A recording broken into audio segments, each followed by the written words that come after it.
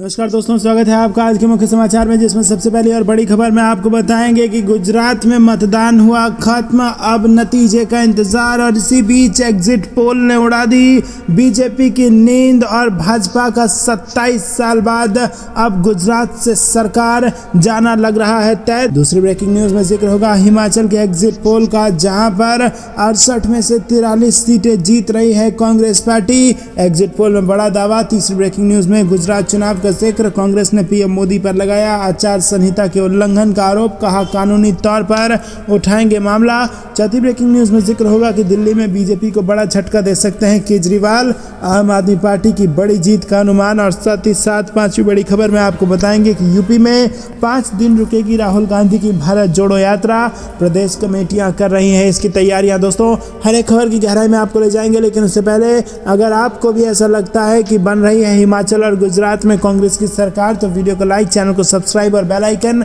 जरूर दबाइएगा। रुक करते हैं सबसे पहली और बड़ी खबर की तरफ। गुजरात में भाजपा को बड़ा झटका, जबरदस्त टक्कर में आम आदमी पार्टी और कांग्रेस। यहाँ दोस्तों, गुजरात विधानसभा चुनाव के दूसरे और अंतिम चरण का मतदान खत्म हो गया है। राज्य में हुए विधानसभा चुनाव में इस वक्त त्रिकोणीय मुकाबला है और भाजपा का सपना टूटता हुआ नजर आ रहा है। एग्जिट पोल की बात करें तो कांग्रेस और आम आदमी पार्टी ने मिलकर भाजपा का खेल बिगाड़ दिया है गुजरात में, और कांग्रेस बीजेपी को जबरदस्त टक्कर दे रही है। और अगर स्थिति कांग्रेस के हित में बदलती है तो कांग्रेस यहां पर सरकार भी बना सकती है। जी हां दोस्तों, आपको बता दें कि भले ही गठबंधन की सरकार बनानी पड़े, लेकिन बीजेपी सरकार बनाने की स्थिति में गुजरात में नहीं है। और स्थिति ऐसी बन रही है कि आम आदमी पार्टी और कांग्रेस को गठबंधन करके गुजरात में सरकार बनानी पड़ सकती है, या फिर अकेले दम पर भी कांग्रेस सरकार बना सकती है। आपको क्या कुछ लगता है कमेंट में जरूर बताइए। रुक करते हैं अगली ब्रेकिंग न्यूज की तरफ। कांग्रेस को 43 से ज्यादा सीटें मिलने की उम्मीद, हिमाचल एग्जिट पोल के नतीजे ने उड़ा दी भाजपा की नींद और भाजपा के मिशन रिपीट का सपना हो गया चकनाचूर। जी हां दोस्तों, हिमाचल प्रदेश विधानसभा चुनाव में इस बार भाजपा की नींद उड़ गई है। बीजेपी ने मिशन रिपीट का नारा दिया था, वोटरों ने इस नारे की तरफ दिलचस्पी नहीं दिखाई और अब भाजपा की नींद उड़नी 8 तारीख को तय मानी जा रही है। एग्जिट पोल के नतीजों की बात माने तो यहां पर 68 में से 43 सीटें कांग्रेस के खेमे में जाती नजर आ रही है, जिसके बाद प्रचंड बहुमत के साथ हिमाचल प्रदेश में कांग्रेस की सरकार बनने जा रही है और सरकार हर बार की तरह बदलने जा रही है और मिशन रिपीट का सपना बीजेपी का टूटने वाला है। 8 दिसंबर को काउंटिंग के बाद कांग्रेस या बीजेपी को पूर्ण बहुमत न मिलने की सूरत में निर्दलीय किंग मेकर की भूमिका निभाने वाले थे, लेकिन अब ऐसा नहीं लग रहा है। अब जो एग्जिट पोल आए हैं उसने यहाँ पर कांग्रेस की जीत की तरफ इशारा किया है। आपको क्या कुछ लगता है कमेंट में बताइए। रुक करते हैं ब्रेकिंग न्यूज की तरफ। गुजरात चुनाव से बड़ी खबर, कांग्रेस ने पीएम मोदी पर लगाया आचार संहिता के उल्लंघन का आरोप, कहा कानूनी तौर पर उठाएंगे ये मामला। जी दोस्तों, गुजरात विधानसभा चुनाव में दूसरे चरण की वोटिंग के बीच कांग्रेस ने प्रधानमंत्री नरेंद्र मोदी पर आचार संहिता के उल्लंघन का आरोप लगाया है। कांग्रेस का आरोप है कि वोट डालने के बाद प्रधानमंत्री नरेंद्र मोदी ने रोड शो कर आचार संहिता का उल्लंघन किया। और इस बीच बीजेपी का तर्क है कि कोई चुनाव आचार संहिता का उल्लंघन नहीं हुआ। पीएम मोदी ने इस दौरान केवल मतदाताओं से वोट देने की अपील की। बीजेपी ने कहा कि कोई भी अगर सबसे ज्यादा नियमों का पालन करता है तो वो पीएम मोदी ही है। कांग्रेस नेता पवन खेड़ा ने प्रेस कॉन्फ्रेंस करते हुए कहा कि पीएम मोदी वोट देने के लिए निकलते हैं तो 2.5 घंटे का रोड शो करते हैं। चलो, मीडिया तो मजबूरी में है, लेकिन चुनाव आयोग की क्या मजबूरी है। जिन चैनलों ने पीएम मोदी का रोड शो लाइव दिखाया वो अपने विज्ञापन दर के हिसाब से बीजेपी को बिल भेजें। हम ऐसी कोशिश करेंगे कि ये चुनाव खर्चे में जोड़ा जाए। चुनाव आयोग इस पर कोई संज्ञान क्यों नहीं लेता। खेड़ा ने आगे कहा कि चुनाव आयोग शिकायत नहीं सुनता क्योंकि वो डरा हुआ है। हम इसे जल्द ही कानूनी तौर पर उठाएंगे। दोस्तों, रुक करते हैं अगली ब्रेकिंग न्यूज की तरफ। दिल्ली के एमसीडी चुनाव का एग्जिट पोल, बीजेपी को बड़ा झटका दे सकते हैं केजरीवाल, आम आदमी पार्टी की बड़ी जीत का अनुमान। जी दोस्तों, दिल्ली में आम आदमी पार्टी बीजेपी को बड़ा झटका दे सकती है और आपको बता दें कि 15 साल बाद बीजेपी से एमसीडी की सत्ता छीन सकती है। एग्जिट पोल के मुताबिक दिल्ली के 250 वार्ड में से अधिकतर पर झाड़ू चल सकता है तो बीजेपी 100 के नीचे सिमट सकती है। कांग्रेस एक बार फिर खाली हाथ रह सकती है।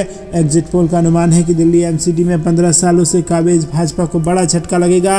अरविंद केजरीवाल की अगुवाई वाली आम आदमी पार्टी को एमसीडी में 149 से 171 सीटें मिल सकती हैं। बीजेपी को 69 से 91 सीटें मिल सकती हैं। कांग्रेस को 7 सीटें मिल सकती है तो अन्य के खाते में भी 5 सीटें जा सकती हैं। एग्जिट पोल में कहा गया है कि आम आदमी पार्टी को 43% वोट शेयर मिल सकता है और बीजेपी को 35%, कांग्रेस को 10% वोट मिलने का दिल्ली एमसीडी में अनुमान है। रुक करते हैं अगली ब्रेकिंग न्यूज की तरफ। यूपी में 5 दिन रुकेगी राहुल गांधी की भारत जोड़ो यात्रा, प्रदेश कमेटियां कर रही हैं इसकी तैयारी। जी हाँ दोस्तों, कांग्रेस के पूर्व अध्यक्ष राहुल गांधी की भारत जोड़ो यात्रा जनवरी के पहले सप्ताह में उत्तर प्रदेश प्रवेश करेगी। नोएडा, ग्रेटर नोएडा, बुलंदशहर व आसपास के जिले के सीमावर्ती क्षेत्र से होते हुए हरियाणा में ये प्रवेश करेगी और ये यात्रा यूपी की सीमा के भीतर 5 दिन रहेगी। इसके लिए प्रदेश कांग्रेस कमेटी विशेष तैयारियां कर रही है। प्रादेशिक भारत जोड़ो यात्राएं भी इसी तैयारी का हिस्सा है और सभी 6 प्रांतीय अध्यक्षों को उनके प्रभार वाले जिलों में ये यात्राएं इसी महीने निकालने के लिए कार्यक्रम तय कर दिए गए हैं। रुक करते हैं ब्रेकिंग न्यूज की तरफ। उपचुनाव में लोगों को वोट देने से रोक रहा है प्रशासन, योगी सरकार पर अखिलेश यादव का निशाना। जी हाँ दोस्तों, समाजवादी पार्टी अध्यक्ष अखिलेश यादव ने पुलिस तथा प्रशासन पर मैनपुरी लोकसभा और रामपुर विधानसभा उपचुनाव के दौरान मतदाताओं को वोट डालने से रोकने का आरोप लगाते हुए कहा कि निर्वाचन आयोग इससे जुड़ी शिकायतों को नजरअंदाज कर रहा है। यादव ने मैनपुरी में संवाददाताओं से कहा कि आखिर पुलिस को क्या हिदायत दी गई। उनसे कहा गया है कि मैनपुरी में लोगों को मतदान करने से रोकें। रामपुर में भी प्रशासन लोगों को वोट नहीं डालने दे रहा है। हर हथकंडा अपनाया जा रहा है ताकि लोग वोट डालने के लिए बाहर ही ना निकलें।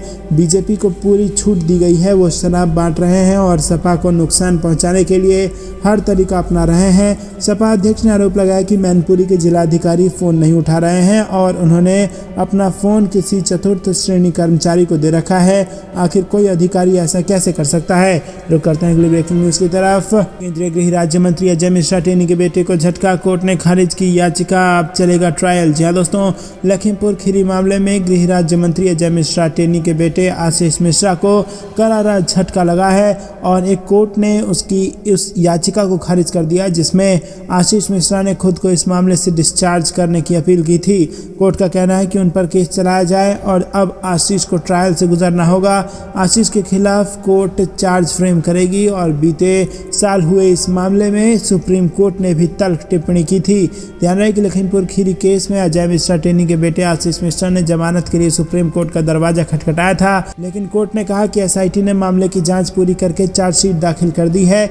निचली अदालत पहले चार्ज फ्रेम करेगी। आशीष मिश्रा की तरफ से सीनियर एडवोकेट मुकुल रोहतगी ने पैरवी की है। रुक करते हैं अगली ब्रेकिंग न्यूज की तरफ। वाहन से जब्त हुए 93 लाख रुपए, सीएम ममता बनर्जी का आरोप, बीजेपी को आ रहा है हवाला का पैसा। जी हाँ दोस्तों, आपको बता दें कि पश्चिम बंगाल के जलपाईगुड़ी जिले में रविवार को एक वाहन ने 93.83 लाख रुपए नकद जब्त किया है और इसके एक दिन बाद मुख्यमंत्री ममता बनर्जी ने आरोप लगाया कि ये पैसा भाजपा के लिए जा रहा था। बनर्जी ने दावा किया कि पश्चिम बंगाल में पैसा, बंदूकें और गुंडे लाने के लिए बीजेपी ने केंद्रीय बलों का इस्तेमाल किया है। उन्होंने कहा कि भगवा पार्टी के नेताओं से राजनीतिक रूप से लड़े। सोमवार की दोपहर दिल्ली से कोलकाता के लिए रवाना होने से पहले मुख्यमंत्री ने संवाददाताओं से कहा कि मुझे पता है कि यह हवाला का है और सारा पैसा बीजेपी के लिए आ रहा है और वो केंद्रीय सुरक्षा बलों की मदद से पैसा, गुंडे और बंदूकें ला रहे हैं क्योंकि पुलिस भी जांच नहीं कर सकती है। रुक करते हैं अगली ब्रेकिंग न्यूज़ की तरफ। हिमाचल में बनेगी कांग्रेस सरकार, विधायक दल चुनेगा मुख्यमंत्री। जी हाँ दोस्तों, आपको बता दें कि हिमाचल के सोलन में कांग्रेस प्रत्याशी व पूर्व मंत्री कर्नल धनीराम शांडिल ने सोमवार को पत्रकारों से बातचीत में दावा किया कि प्रदेश में पूर्ण बहुमत के साथ कांग्रेस सरकार बनने वाली है। उन्होंने कहा कि चुनाव में भाजपा के पास धनबल था लेकिन कांग्रेस के पास धनबल है जिसके बलबूते नई सरकार बनने वाली है। मुख्यमंत्री के रेस के सवाल पर उन्होंने कहा कि नियम के अनुसार विधायक दल मुख्यमंत्री का चुनाव करते हैं। यदि यहां फैसला ना हो तो पार्टी नेतृत्व तय करेगा। रुक करते हैं अगली ब्रेकिंग न्यूज़ की तरफ। इसमें आपको बता दें दोस्तों कि गुजरात में दूसरे चरण का यानी कि फाइनल चरण का मतदान आज हो रहा है। ईवीएम की पेटियां खुल चुकी हैं, लोग अपने मताधिकार का प्रयोग कर रहे हैं और वहां की सरकार चुन रहे हैं। और इसी बीच क्या जनता विकास के मॉडल पर वोट देगी, महंगाई के खिलाफ वोट देगी, ये सब 8 तारीख को पता चलेगा जब नतीजे आएंगे, जब हिमाचल प्रदेश और गुजरात के चुनाव के नतीजे आ जाएंगे। लेकिन उससे पहले आपको क्या लगता है किस बात पर वोट देना चाहिए, कमेंट में जरूर बताइए। लेकिन वोटिंग आज शुरू हो चुकी है। रुक करते हैं अगली ब्रेकिंग न्यूज़ की तरफ। भारत जोड़ो यात्रा के बाद अब नया अभियान शुरू करेगी कांग्रेस। 2023 में प्रियंका गांधी ने बना लिया है ये प्लान। जी हाँ दोस्तों, आपको बता दें कि कांग्रेस का पूर्ण अधिवेशन फरवरी में आयोजित किया जाएगा और इसका आयोजन छत्तीसगढ़ की राजधानी रायपुर में होगा। और इसके अलावा भारत जोड़ो यात्रा की सफलता मौका को देखते हुए अब कांग्रेस एक नया अभियान शुरू करेगी। इसका मकसद लोगों को पार्टी की नीतियों से जोड़ने और सरकार की गलत नीतियों के बारे में बताना है। ये जानकारी पार्टी के राष्ट्रीय महासचिव और सांसद केसी वेणुगोपाल ने दी है। केसी वेणुगोपाल ने रविवार को कहा कि आज कांग्रेस संचालन समिति की बैठक में हमने 2 बातों पर चर्चा की। पहला, हमारी पार्टी का पूर्ण अधिवेशन होना है, जिसे हमने फरवरी के दूसरे पखवाड़े में आयोजित करने का निर्णय लिया है। ये 3 दिवसीय सत्र होगा। दोस्तों, रुक करते हैं अगली ब्रेकिंग न्यूज़ की तरफ। गुजरात में ये 16 सीटें बीजेपी के लिए नाक की लड़ाई। पीएम मोदी को करना पड़ा लगातार 2 दिनों तक 40 किलोमीटर का रोड शो। जी हाँ दोस्तों, गुजरात विधानसभा चुनाव के दूसरे चरण में अहमदाबाद शहर की जिन 16 सीटों पर सोमवार को मतदान होना है वो बीजेपी के लिए बहुत महत्वपूर्ण है। 1990 के बाद से यहाँ हुए चुनावों में हमेशा बढ़त भाजपा ने हासिल की है और कांग्रेस को 2012 में इन 16 में से 2 पर जीत मिली थी। 2017 में उसके प्रदर्शन में सुधार हुआ और पार्टी 4 सीटें जीतने में कामयाब रही। आम आदमी पार्टी के आने से मुकाबला दिलचस्प हो गया है, जिसने सभी 16 सीटों पर उम्मीदवार उतारे हैं। वहीं ऑल इंडिया मजलिस इत्तेहादुल मुस्लिमीन 4 सीट पर चुनाव लड़ रही है। रुक करते हैं ब्रेकिंग न्यूज़ की तरफ। सचिन पायलट का दावा, भारत जोड़ो यात्रा की कामयाबी से भाजपा विचलित और परेशान। जी हाँ दोस्तों, राजस्थान के पूर्व उप मुख्यमंत्री सचिन पायलट ने कांग्रेस नेता राहुल गांधी की भारत जोड़ो यात्रा के राजस्थान में ऐतिहासिक रहने का दावा करते हुए कहा कि यात्रा की कामयाबी से बीजेपी विचलित और परेशान है। यात्रा में भाग लेने के लिए झालावाड़ पहुंचे पायलट ने मीडिया से बातचीत में ये बात कही। उन्होंने कहा कि बीते 7 सितंबर को कन्याकुमारी से शुरू हुई यात्रा उनके राज्य में होती हुई राजस्थान प्रवेश करेगी और उन्होंने कहा कि न केवल कांग्रेस बल्कि राजस्थान के तमाम लोग भारत जोड़ो यात्रा का स्वागत करेंगे और राजस्थान में ये यात्रा 21 तारीख तक रहेगी। पायलट ने कहा कि राहुल गांधी जिन मुद्दों को लेकर ये यात्रा निकाल रहे हैं उन्हें लोगों ने उत्साह से स्वीकार किया है।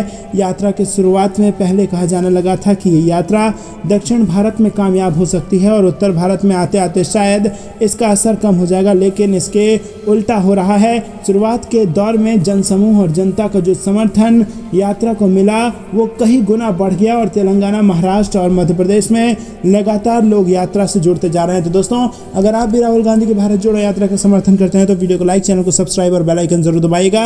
रुक करते हैं ब्रेकिंग न्यूज़ की तरफ। उद्धव ठाकरे का बड़ा ऐलान, महाराष्ट्र में महिला मुख्यमंत्री दे सकते हैं। जी हाँ दोस्तों, शिवसेना उद्धव बाला साहेब ठाकरे गुट के जिला प्रमुखों की मीटिंग में उद्धव ठाकरे ने ये वादा किया है कि भविष्य में वो महाराष्ट्र में महिला मुख्यमंत्री दे सकते हैं और इससे ये सवाल खड़ा होता है कि कहीं बिहार के तर्ज पर रश्मि ठाकरे की ताजपोशी की तैयारी तो नहीं हो रही है। रुक करते हैं ब्रेकिंग न्यूज़ की तरफ। दिल्ली में 5:30 बजे तक करीब 50% हुआ मतदान। ईवीएम में कैद हुए 1394 उम्मीदवारों की किस्मत। दिल्ली एमसीडी इलेक्शन 2022 से ये बड़ी खबर। जी हाँ दोस्तों, आपको बता दें दिल्ली में नगर निगम के चुनाव के लिए मतदान खत्म हो चुका है। 250 सीटों के लिए 13,638 पोलिंग स्टेशनों पर शाम 5:30 बजे तक मतदान हुआ।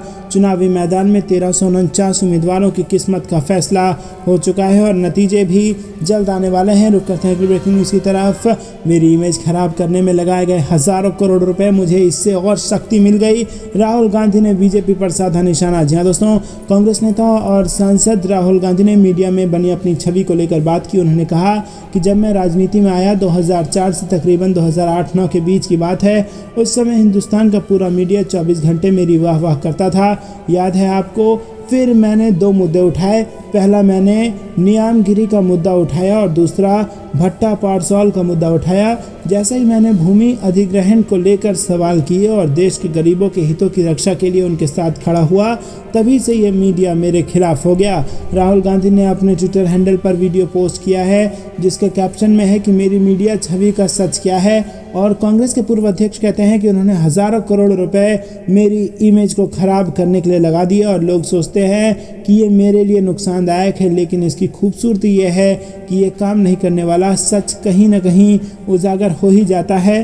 अब ये लोग जितना पैसा मेरी इमेज को खराब करने में लगाएंगे उतना ही शक्ति मुझे मिलती जाएगी। अगर आप बड़ी शक्तियों से लड़ेंगे तो पर्सनल अटैक किया ही जाएगा।